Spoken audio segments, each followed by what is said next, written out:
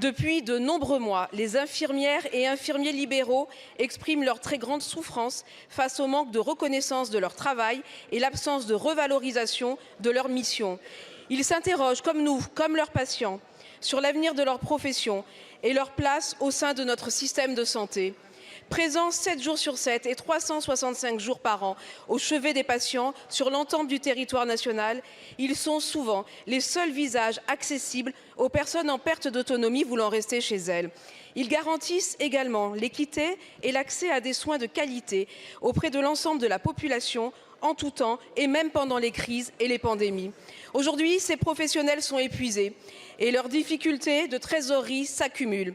La valorisation de leurs actes, elle reste inchangée depuis 15 ans, ce qui a entraîné une perte de revenus d'environ 21%. C'est inadmissible.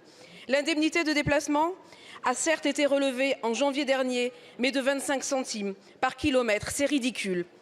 La possibilité pour l'assurance maladie de leur réclamer par extrapolation des indus sur la totalité de leur activité et pas seulement sur les anomalies relevées lors des contrôles, c'est une aberration. De surcroît, nous oublions souvent de reconnaître le rôle de prévention et l'immense responsabilité qui sont les leurs dans leur rôle propre. L'humanisation de la prise en charge des personnes âgées à domicile, voulue par le gouvernement, ne passera pas sans une reconnaissance du métier des infirmiers. Alors que j'ai interpellé à plusieurs reprises vos prédécesseurs sans recevoir aucune réponse, Monsieur le ministre, j'espère aujourd'hui pouvoir obtenir une de votre part. Quand allez-vous enfin prendre au sérieux le mal-être des infirmiers libéraux et reconnaître enfin la pénibilité de cette profession? Merci. Je vous remercie. La parole est à Frédéric Valletoux, ministre de la Prévention et de la Santé. Merci Madame la Présidente, Mesdames et Messieurs les députés.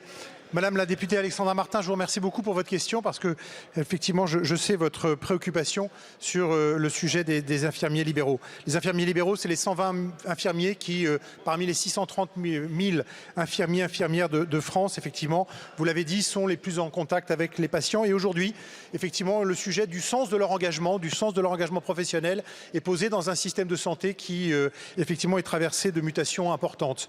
J'ai reçu ces derniers jours les 3 organisations syndicales représentant les infirmiers libéraux de manière à faire le point en tout début de prise de fonction sur les attentes qui sont les leurs.